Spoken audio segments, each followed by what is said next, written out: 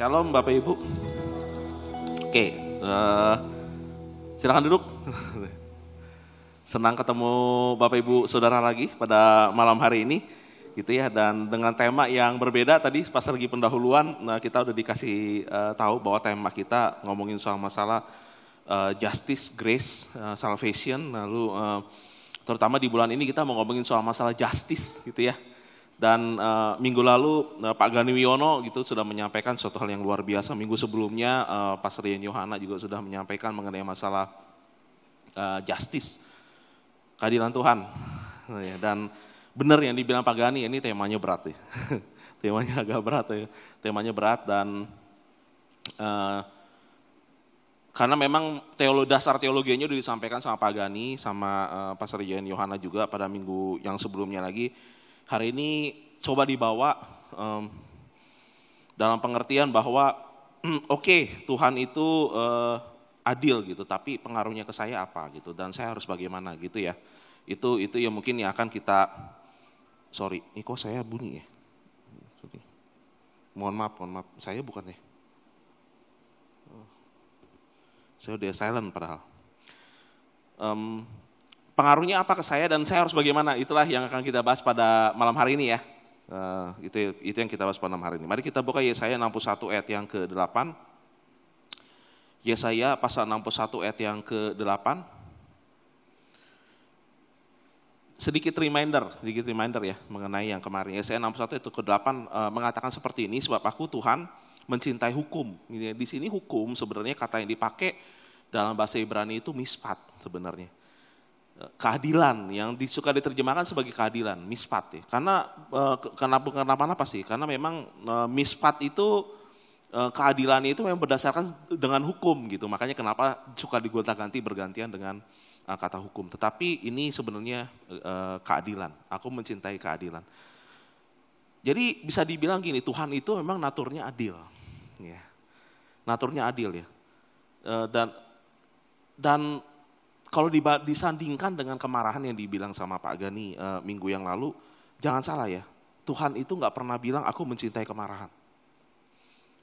Jadi Tuhan kita bukan pemarah ya, Tuhan kita itu adil. Jadi kemarahan itu timbul karena keadilannya ya. Jadi Tuhan itu mencintai hukum, Tuhan itu adil, dan obsesinya Tuhan itu, naturnya Tuhan itu memang adil. Itu yang sudah dibahas minggu yang lalu, dan minggu ini kita geser ya ayatnya ya, pengaruhnya ke saya apa, ini yang Tuhan mau nih. Mika 6 ayatnya ke-8, ngomongnya begini, nanti kita balik lagi ke Yesaya 61 ayat 8 ya. Mika 6 ayat yang ke-8, hai manusia, telah diberitahukan kepadamu apa yang baik, dan apakah yang dituntut Tuhan daripadamu, selain berlaku adil. Ya karena Tuhan itu adil, Tuhan pengen kita umatnya juga berlaku adil. Itu yang Tuhan mau sebenarnya. Karena Tuhan itu adil gitu. Jadi dia mau kita juga berbuat adil. Nih taruh dulu di sini ya. Sebelum kita ngomongin apa itu adil, kita coba delve lebih dalam lagi. Nah ini lebih dalam lagi. Ngomongin soal masalah apa sih sebenarnya adil gitu. Dan ini hari ini agak pelajaran Alkitab gitu lah ya. Agak PA. Tapi cukup aplikatif mudah-mudahan. Kita akan ngomongin tentang kata yang dipakai dalam bahasa Indonesia. Sebenarnya ada beberapa kata yang diterjemahkan dalam bahasa Indonesia itu sebagai adil dalam Alkitab. Tapi hari ini saya cuma pakai 2 aja, supaya kita nggak pulang jam 9 malam gitu ya. Jadi cuma 2 yang dipakai. Yang kita bahas hari ini 2. Tapi ini menarik sih sebenarnya, makanya kenapa kita mau bahas yang ini. Ya 2 aja ya yang kita bahas malam-malam hari ini ya. Jadi keadilan dalam bahasa Ibrani 2 kata aja gitu ya. Mika 6 ayat yang ke-8 yang tadi ya. Ini yang tadi yang kita pakai. Ini kita sorot kata Ibraninya. Mika 6 ayat ke-8, dan apakah yang dituntut Tuhan daripadamu selain berlaku adil? Kata Ibrani untuk adil di situ adalah sedekah. Familiar di kuping ya. Sedekah. Itu benar ya. Itu adalah kata yang diabsorb ke dalam bahasa Indonesia sebagai kata sedekah. Cuma serapan bahasa Indonesia untuk sedekah itu diambil dari bahasa Arab, sadakoh. kata bahasa Arab, bahasa Aramaik, bahasa Ibrani satu rumpun. Jadi mirip-mirip nih. Ya itu yang dimaksud. Cuma ada perbedaan makna nih ya, antara sedekah dalam bahasa Arab dengan sadakah dalam bahasanya Ibrani. Maknanya sama loh ya, memberi sesuatu. Tetapi ada value yang beda gitu dalam kata memberinya. Ini kita bahas nih ya, karena ini aplikatif jadinya. Nah kalau kata sedekah itu dari bahasa Arab sadakoh, itu artinya memberi sumbangan yang dikasih dengan niat ikhlas untuk ngebantu orang yang membutuhkan gitu ya. Sebagai bentuk kebaikan, sebagai bentuk ibadah kepada Tuhan. Itu sadakoh. Tapi bahasa Ibraninya sedekah artinya mirip tapi value-nya beda. Lucu ya, karena kata sedekah itu diterjemahkan ke dalam bahasa Indonesia itu sebagai keadilan. Kok bisa ngasih orang itu sebagai keadilan? Tahu nggak ya? Ini perbedaannya loh. Bagi orang Ibrani, ketika kita memberikan sedekah, taruhlah ngasih kepada orang miskin, kita kasih uang sedekah nih ya, atau kasih sedekah kepada orang yang nggak mampu sedekah, gitu ya. Itu dasarnya itu bukan cuma sekedar belas kasihan, bukan cuma sekedar kasih. Iya betul, itu ada unsur kayak gitu. Makanya kenapa belas kasihan dan kasih itu berhubungan erat juga dengan keadilan. Tapi ada makna lain loh yang dipunyai oleh orang Israel ketika ngomong soal masalah sedekah. Ketika kita memberi kepada orang, dalam pemikiran mereka, value-nya adalah saya sedang menjalankan keadilan Tuhan. Kok bisa sih? Ini kan lagi ngasih ke orang, kok keadilan Tuhan yang dibawa-bawa gitu. Karena dalam pemikiran mereka begini loh, kamu susah, dunia ini gak adil loh. Betul kan ya? Dan jujur ya, banyak dari antara orang-orang yang menderita karena ketidakadilan. Banyak orang yang menderita itu karena masalah sistem. Banyak orang yang menderita itu karena masalah memang ya lahir dari keluarga yang memang gak adil gitu. Tetapi ketika orang Israel, makanya itulah kenapa ketika orang Israel sedekah gitu ya, datang kepada orang-orang yang membutuhkan bantuan, datang kepada orang yang membutuhkan pertolongan, mereka ngasih dengan dasar saya lagi menjalankan keadilan Tuhan. Tujuannya buat apa? Kamu menderita bisa jadi karena ketidakadilan. Dan pada saat ini saya ada untuk kamu, untuk nunjukin bahwa Tuhan itu adil. Ini adalah bantuan yang saya berikan sebagai wujud keadilan Tuhan. Gila ya. Itu sedekah tuh. Jadi nggak cuma sekedar, oh kasihan ya. Nggak cuma sekedar, oh saya harus mengasihi kamu gitu. Karena Tuhan mengasihi saya. Nggak cuma sekedar itu loh. Tapi ketika orang Israel datang, sedekah itu yang diterjemahkan sebagai keadilan itu. Makanya jangan heran ya, kalau nanti kata ngomongin soal masalah keadilan di dalam perjanjian lama, banyak hubungannya dengan masalah-masalah yang sifatnya sosial. Nanti kita lihat. Itu ketika kita datang kepada orang yang membutuhkan bantuan, itu dalam pikirannya tuh orang Israel tuh ya. Saya lagi mempresentasikan Tuhan di tengah-tengah dunia yang gak adil ini. Dan bisa jadi kamu pada saat ini sedang menderita karena ketidakadilan. Saya lagi mempresentasikan Tuhan, mau ngomong sama kamu bahwa Tuhan itu adil. Bahwa Tuhan itu ada. Bahwa bentuk bantuan yang diberikan ini adalah bentuk supaya yang membuktikan bahwa Tuhan itu ingat kamu loh. Dan kita yang pembawa bantuan itu lagi menjalankan keadilan Tuhan. Sedekah. Dalam kan? Iya. Unik kan? Jadi enggak sedekah itu enggak seperti apa yang saudara-saudara kita tetangga, enggak sekedar itu gitu. Tapi punya makna yang lebih dalam daripada itu. Oleh karena itu jangan heran kalau andai kata banyak orang Kristen itu jadi aktivis keadilan sosial, memperjuangkan kesetaraan hak gitu misalnya. Karena kita punya dasar filosofinya gitu. Tuhan ingin supaya kita berbuat adil gitu.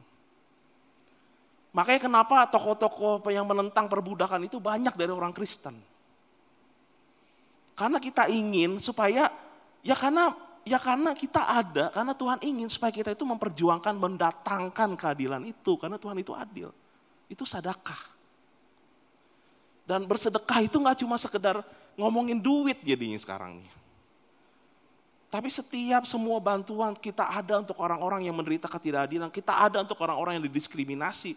Kita ada, nih saya masih ngomong nih, kita lebih detailin praktikal ya. Itu karena Tuhan ingin kita berbuat adil. Dan kita ingin supaya orang-orang yang menderita ketidakadilan itu ngerasain bahwa Tuhan care loh sama mereka. Yang tertindas karena ketidakadilan. Makanya orang-orang Kristen nih, tokoh-tokoh aktivis, romo-romo Katolik gitu, banyak tuh yang terjun ke dunia sosial karena punya dasar filosofinya. Karena kita diminta Tuhan untuk bertindak adil, menjadi terang di tengah-tengah dunia yang gak adil. Sedekah, itu. Jadi ingat ya, setiap kali saudara memberi sedekah tanda kutip ke orang, ingat ya, dasarnya adalah karena uang ini, bantuan saya berikan supaya orang-orang yang menderita karena ketidakadilan bisa ngerasain kasihnya Tuhan. Tuh, sedekah. Tapi kata sedekah sebenarnya nggak bisa dipisahin dengan kata yang kedua, sedek. Sedekah, sedek, tuh ya kata ini. Itu kata yang kembaran tuh ya, kembaran ini sedekah. Tapi nanti dikasih tahu bedanya. Nah, sedek itu sebenarnya keadilan Tuhan. Amos 5 ayat 24 nih pakai kata sedek untuk keadilan. Tapi biarlah keadilan sedek bergulung-gulung seperti air dan kebenaran seperti sungai yang selalu mengalir. Itu sedek. Jadi memang keadilan itu ya, keadilan ini kata sedek itu diterjemahkan sebagai keadilan ya. Tapi keadilan kayak gimana? Kata sedek itu biasanya dipakai. Simpelnya gini, ini ada sih di presentasinya tapi saya ringkas deh ya, ngebahas satu-satu jadi riweuh. Sedek itu simpelnya itu sedek itu sifat Tuhan, keadilannya Tuhan, keadilan Tuhan yang seharusnya jadi standarnya kita, itu sedek kira-kira. Itu sedek dia. Jadi Tuhan itu adil, naturnya itu adil, dia punya sifat adil. Dan ini harus dikopi sama kita, itu sedek. Jadi hidup berdasarkan standar itu sedek. Bedanya dengan sedekah apa? Nanti saya kasih tahu. Tapi pahami dulu, sedek itu standarnya Tuhan tentang keadilan. Sekarang kita terjemahin lagi ya. Standarnya Tuhan itu apa sih sebenarnya? Banyak sebetulnya standarnya. Di dalam Alkitab kita bisa khotbahin dan kayaknya khotbah-khotbah sebelumnya juga mungkin ngebahas ini. Tapi pada saat ini saya ambil di ayat utama kita aja, Yesaya 61 ayat 8, coba kita bahas tentang standarnya Tuhan tentang keadilan. Balik ya, Yesaya 61 ayat 8. Sebab aku, Tuhan, mencintai hukum, tadi dibilang, keadilan. Ini kata dipakai mispat. Mispat itu sinonim, agak mirip-mirip artinya dengan sedek. Standar, ya Tuhan. Dan membenci perampasan dan kecurangan, aku akan memberi upahmu dengan tepat dan akan mengikat perjanjian abadi dengan kamu. Ini standarnya Tuhan nih. Kalau kita sedek, kita akan ikutin standarnya ini. Itu sedek. Ya, kita bongkar ya ayatnya ya. Sebab aku Tuhan mencintai hukum, keadilan. Di sini dibilang bahwa Tuhan itu mencintai orang yang berbuat adil juga berarti. Kalau Tuhan mencintai keadilan, maka dia juga mencintai orang yang adil. Dan membenci perampasan. Berarti Tuhan gak suka orang-orang yang merampas hak orang lain. Pertanyaannya, ini masuk ya. Merampas hak orang lain. Nah ya, sudah tahu ya, sebenarnya banyak hal simpel yang kita lakukan sehari-hari yang bisa jadi merampas hak orang lain loh. Sederhana deh sebenarnya. Contohnya apa? Nyelak antrian kalau lagi makan. Kalau lagi di kondangan. Lagi ngantri di Superindo gitu misalnya gitu ya. Nyelak tuh. Itu sebenarnya lagi ngerampas hak orang lain loh. Sederhana loh ya, simpel loh ya. Tapi Tuhan bener gak suka. Daniel nih ya, itu kecil banget ya. Terus ngomongin Tuhan gak suka. Cuma gara-gara nyelak antrian kayaknya lebay banget ya. semua hal yang besar dimulai dari pengabaian terhadap hal yang kecil.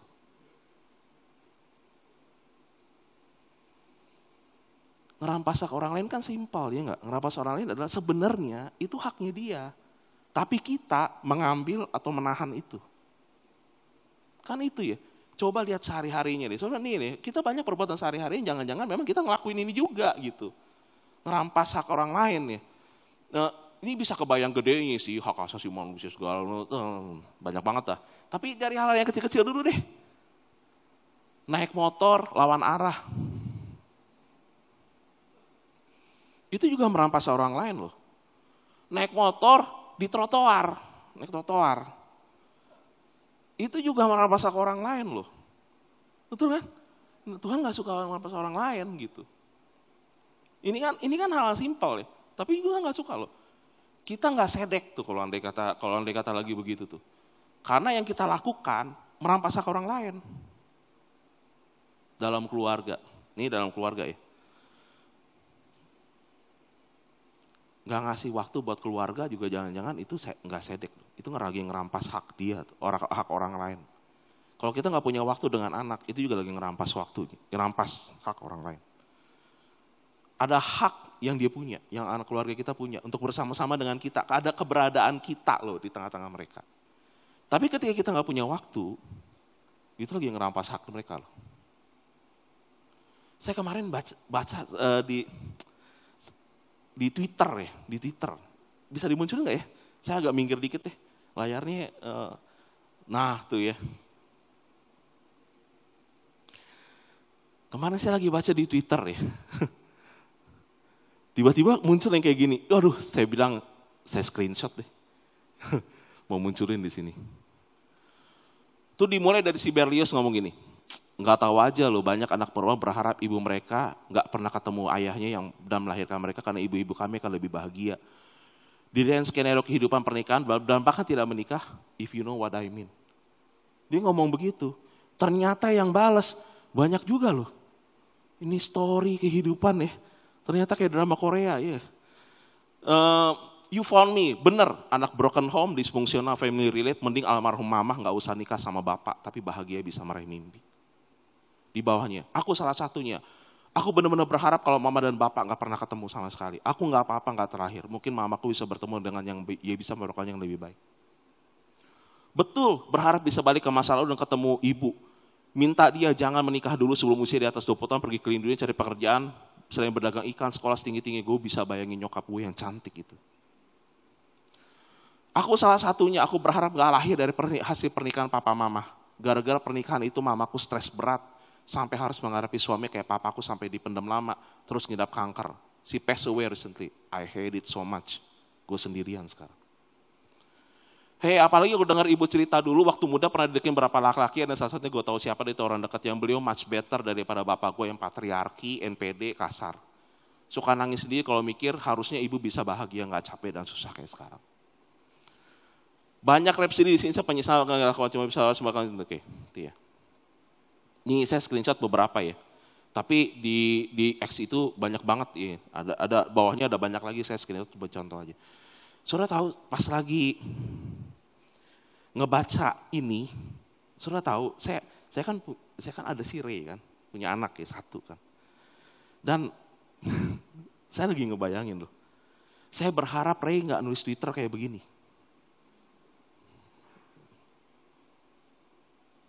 Seandainya mama gak ketemu papa, mungkin mama kehidupannya lebih baik.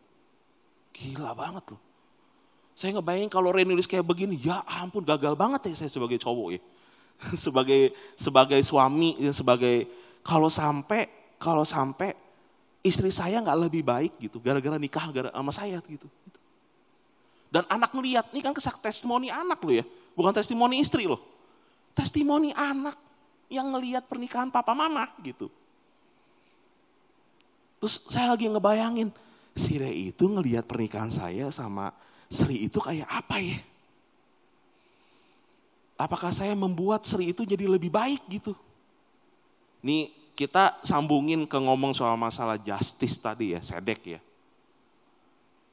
Saya lagi ngerampas hak mereka gak ya? kehadiran saya, kasih sayang saya, semua kebaikan yang bisa saya lakukan untuk mereka. Saya lagi ngerampas itu enggak ya? Kalau begitu, saya enggak sedek. Dan saya enggak heran kalau dia kata, nanti si Ray pas udah gede-gedenya nulis yang kayak begini nih, seandainya mama enggak ketemu papa.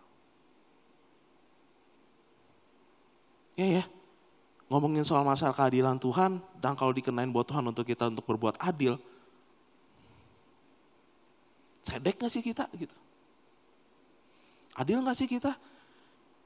Ini pertanyaan yang mesti kita tanya rasanya. Adil gak sih kita dalam keluarga? Adil gak sih kita dalam pekerjaan? Adil gak sih kita dalam kehidupan? Dalam perilaku kita sehari-hari? Adil gak sih? Sedek gak sih? Balik lagi ya. Slide yang di atasnya lagi, yang di selain ini. Tuhan gak suka orang yang nipu, bohong, untuk dapetin keuntungan pribadi, merugikan orang lain, itu kecurangan nih. Ini macam-macam nih praktikalnya nih, kalau yang gini. Bisa bohong, nawarin sesuatu nggak sesuai dengan apa yang dijanjiin, ini nggak nepatin janji. Ini kan juga menipu kan. Manipulasi data, fitnah, banyak ya. Ini nggak sedek. Yang terakhir, Tuhan juga nggak suka, aku akan memberimu upah yang tepat, itu kata Tuhan tuh. Berarti kan gini ya, Tuhan nggak suka orang yang nindas mereka yang posisinya lebih lemah gitu. Ini praktika sehari-harinya bullying, dibully gitu orang, gitu, ngebully orang yang menggunakan kekuasaan buat neken gitu. Mengeksploitasi orang karena posisinya lebih lemah gitu, nggak punya daya tawar gitu. Itu nggak sedek. Nggak sedek tuh. Dan Tuhan nggak suka gitu.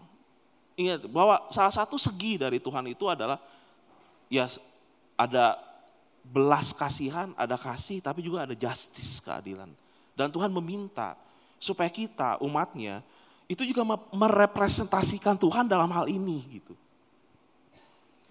Supaya dunia ngelihat, oke, di tengah-tengah semua ketidakadilan yang ada di dunia ini, saya punya harapan loh di dalam gereja. Saya punya harapan loh karena ada orang-orang yang betul-betul ngikutin apa yang Tuhan mau dan lagi berbuat adil. Makanya gereja itu sumber pengharapan tuh gitu.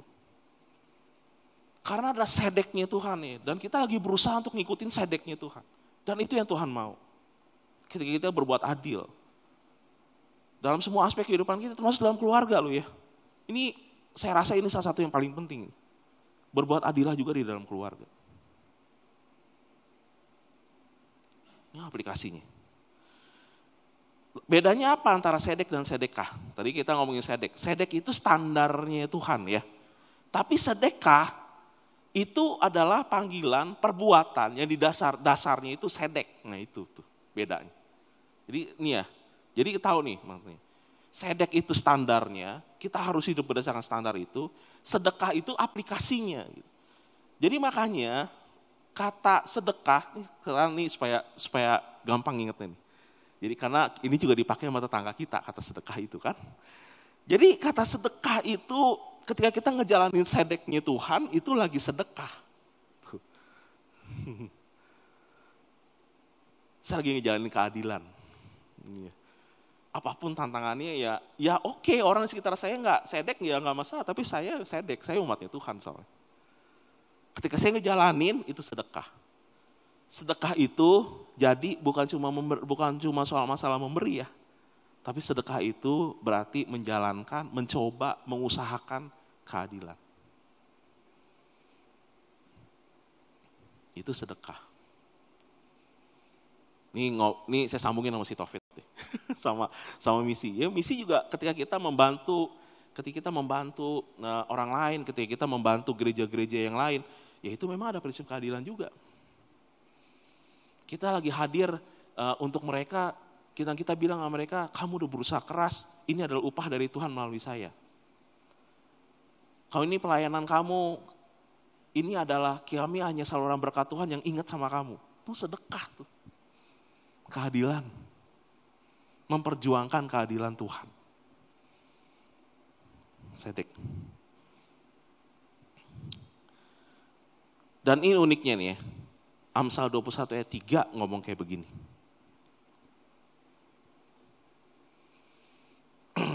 Amsal 21 ayat yang ketiga. Melakukan kebenaran, sedekah, dan keadilan, mispat. Ingat ya, mispat itu katanya mirip kayak sedek. Lebih dikenan Tuhan daripada korban. Saya ulang nih. Melakukan kebenaran, sedekah, dan keadilan, mispat. Lebih dikenan Tuhan daripada korban. Saudara tahu bahwa Tuhan mungkin bisa jadi. Ini bukan berarti, kalau gitu saya humanis aja ya. Yang penting saya berusaha melakukan keadilan di luar tapi saya gak perlu ke gereja. Bukan gitu ya. Ini maknanya ya. Jangan digituin nih, jangan dilarin ke situ arahnya. Tetapi bagi Tuhan, buat apa kamu datang? Tapi kamu gak melaksanakan keadilan.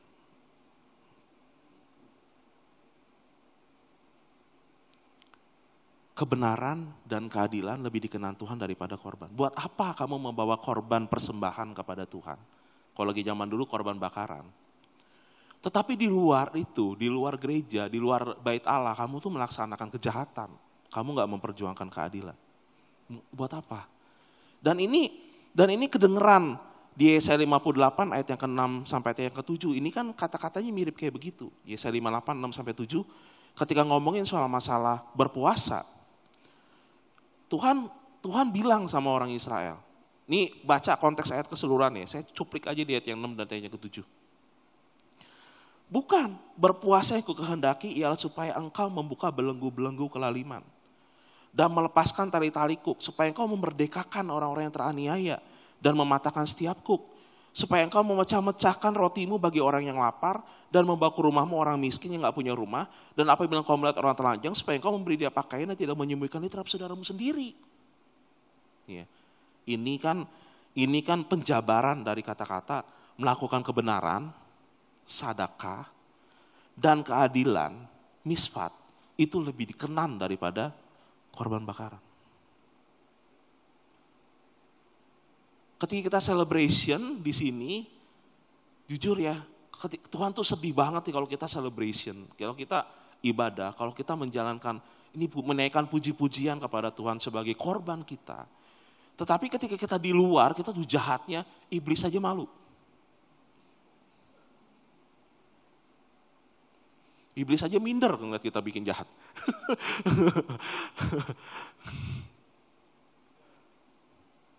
Buat apa?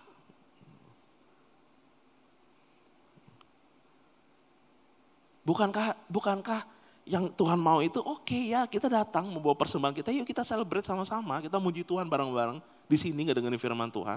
Tapi ketika kita di luar sana, lu jadi representasinya Tuhan lu untuk jalanin keadilan gitu.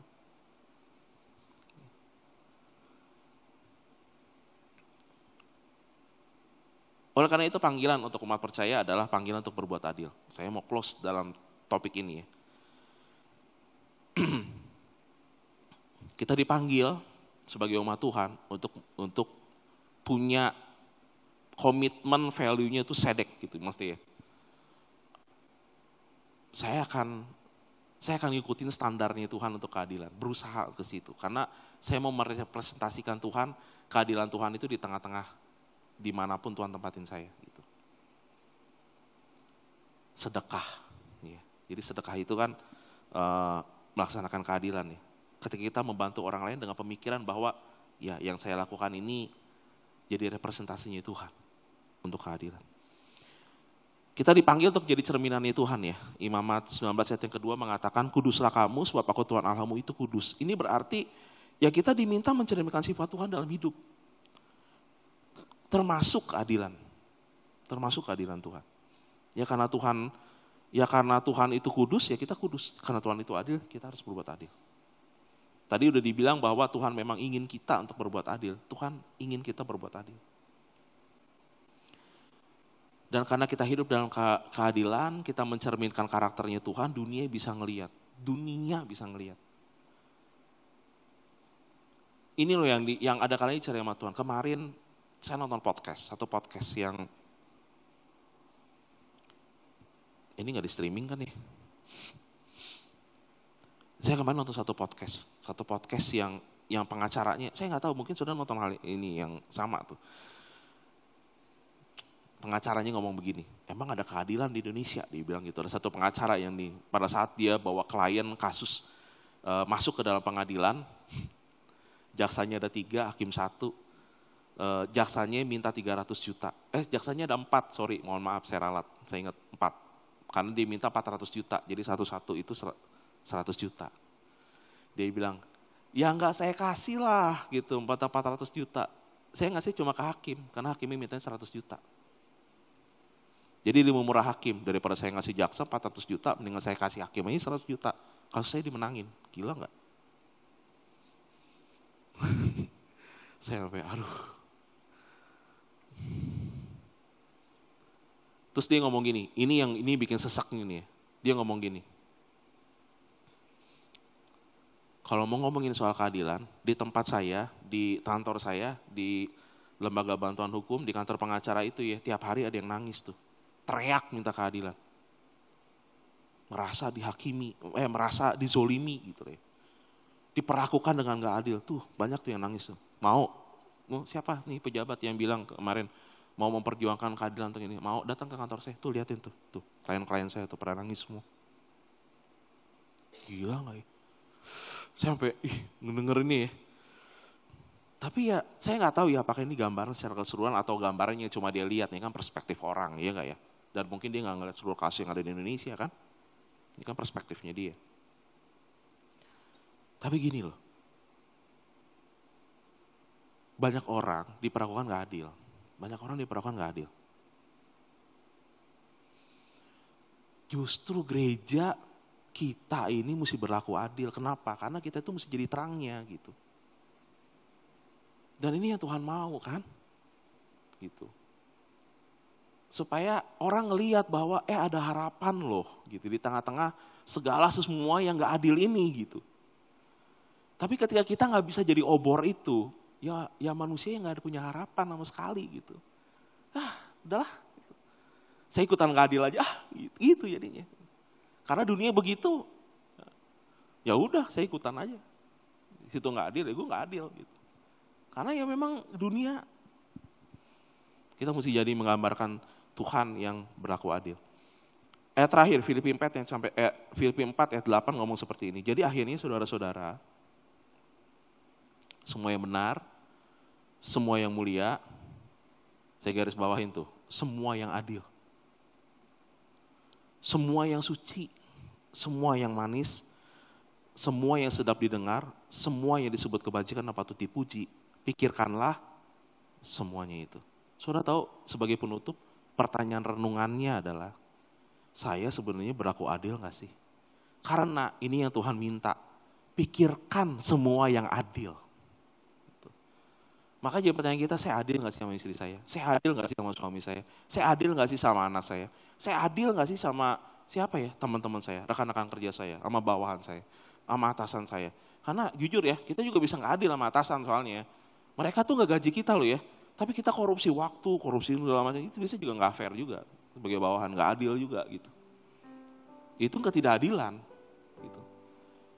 Jangan nuntut ngebaliknya doang ya, atasan wah adil gini-gini, tapi bawahan juga bisa bersikap nggak adil. Adil nggak sih saya? Gitu. Adil nggak sih saya dalam kehidupan sehari-harinya saya? Kita itu mesti jadi terangnya Tuhan yang membawa keadilan. Ini yang Tuhan mau. Tuhan mengasihi keadilan dan kita harus merepresentasikan Tuhan. Semua yang adil, pikirkanlah semuanya itu. Mari saudara-saudara untuk bangkit berdiri.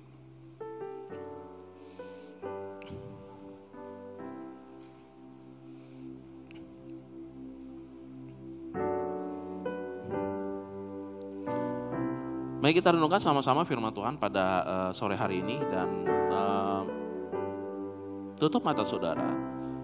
Dan ini adalah pertanyaan yang saya mau kita renungkan sama-sama pada malam hari ini. Kalau andai kata Tuhan meminta kita untuk berbuat adil, nih lihat seluruh kehidupan saudara ya. Ini tentang saudara ya. Saudara dengan Tuhan, bukan tentang orang tetangga kiri kanan dan saudara, bukan. Ini tentang kita, termasuk saya ya. Kalau Tuhan meminta kita untuk berbuat adil, gitu ya, yang jadi pertanyaan sekali lagi itu ya, adilkah saya? Gitu ya. Adilkah saya terhadap pasangan saya? Apakah saya berbuat tidak adil pada saat ini? Dalam banyak hal ya, apakah saya mengasihi dia waktu? Apakah saya fair gitu ya? Terhadap anak saya, terhadap orang tua saya? Pikirin deh, mulai dari itu dulu. Mulai dari hal yang terkecil dulu. Mulai dari lingkaran yang paling kecil dulu. Apakah saya adil di rumah? Apakah saya fair di rumah? Apakah saya adil di rumah? Kalau andai kata kita gak jadi representasinya Tuhan untuk menggambarkan keadilan di rumah, mulai dari rumah ya. Orang-orang bisa, anak-anak, pasangan, orang tua bisa ngelihat dunia ini memang gak adil ya. Padahal kita sebagai umat Tuhan diminta Tuhan untuk melakukan hal yang adil. Sedekah, mengasihi, tapi dasarnya itu adalah keadilan Tuhan. Adil. Supaya orang-orang di rumah ngedapatin haknya. Ketika kita ngerampas itu, ketika kita nahan itu, kita lagi gak adil. Adil gak? Apa kita ngerampas hak orang-orang rumah? Apa kita berbuat gak adil terhadap orang-orang rumah? Apa kita nahan kebaikan kita dari orang-orang rumah? Apa kita membuat mereka lebih baik? Simple. Tapi itulah yang Tuhan mau. Memperjuangkan keadilan. Mari lebarin lagi. Di sekolah, di tempat kerja, apakah kita berbuat adil? Apakah ada yang kita tahan? Apakah ada yang ya kita gak kasih, gak berikan? Apakah kita berbuat adil? Sedekah, memperjuangkan keadilan Tuhan.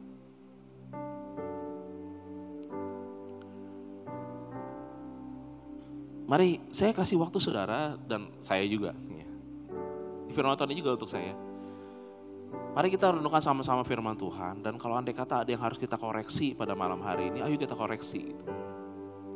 Kalau memang ada yang harus diperbaiki dalam kehidupan kita, ayo kita perbaiki kehidupan kita sama-sama. Kalau andai kata ada yang memang harus diluruskan lagi, karena firman Tuhan mengatakan demikian, oke ayo kita lurusin sama-sama. Tapi ingat prinsipnya, satu hal yang Tuhan mau. Tuhan mencintai keadilan. Dan firman Tuhan mengatakan pikirkanlah semua yang adil. Mari kita mulai itu gitu ya. Setidaknya mulai dari hari ini ada komitmen kita kepada Tuhan. Tuhan, oke, saya mau jalan di jalan ini dan saya mau jadi saksinya Tuhan. Dan saya mau supaya orang-orang ngelihat bahwa iya Tuhan ada loh dalam kehidupan mereka melalui saya. Melalui apa yang saya lakukan, melalui apa yang saya kerjakan. Kalau pada saat ini sudah mau berkomitmen, iya Tuhan saya mau loh. Saya mau ngejalanin sedeknya Tuhan. Saya mau bersedekah. Karena saya lagi ngejalanin keadilannya Tuhan dimanapun dalam kehidupan saya. Mari angkat tangan saudara. Ini komitmen saudara kepada Tuhan. Oke Tuhan, let's start new. Mari kita mulai. Saya mau mulai kehidupan saya dengan hal yang baru. Saya mau ngelurusin mungkin hal-hal yang saya anggap keliru pada malam hari ini. Dan ini adalah bentuk wujud saya dengan Tuhan. Bapak Surgawi, engkau lihat tangan-tangan yang terangkat. Bapak, ini adalah bentuk komitmen mereka kepada Tuhan. Bapak, kami percaya bahwa Tuhan menginginkan kami menjadi berubah jadi lebih baik dari hari ke hari. Dan yes Tuhan, ini kami, ya kami bikin salah. Kami bikin kesalahan dan banyak bikin kesalahan. Tapi satu yang kami tahu adalah bahwa Engkau menginginkan yang terbaik dan mengubah kami menjadi lebih baik dari waktu ke waktu. Kami rindu berjalan bersama-sama dengan Tuhan dalam kehidupan kami. Yes, kami rindu berjalan bersama-sama dengan Tuhan. Tuhan, Kau lihat hati kami rindu kami jadi saksinya Tuhan dimanapun kami berada. Ya, kami rindu menjadi saksinya Tuhan. Kami ingin supaya orang di sekitar kami ngelihat, di keluarga kami juga ngelihat loh, bahwa kami adalah orang yang menjadi saluran berkat Tuhan untuk mereka. Oleh karena itu pada saat ini kami memberikan hidup kami ke dalam tangan-Mu, ya Aba, ya Bapa. Berikanlah kepada kami hikmat, berikan kepada kami kekuatan. Ketika kami harus melakukan apa yang harus kami lakukan. Kami butuh tuntunan Tuhan, kami butuh tuntunan Tuhan. Kami butuh teguran yang mungkin berasal daripada Tuhan ketika kami melakukan hal yang salah. Dan terima kasih Karena kami tahu sekali lagi bahwa kami punya Tuhan yang luar biasa, yang gak pernah ninggalin kami. Allah Immanuel di dalam kehidupan kami. Ya Bapa surga, terima kasih. Sekali lagi, dan inilah hidup kami, seluruh keberadaan kami serahkan seluruhnya dan seutuhnya ke dalam tangan. Terima kasih Bapa. Dalam nama Tuhan Yesus Kristus, kami sudah berada mengucap syukur. Amin.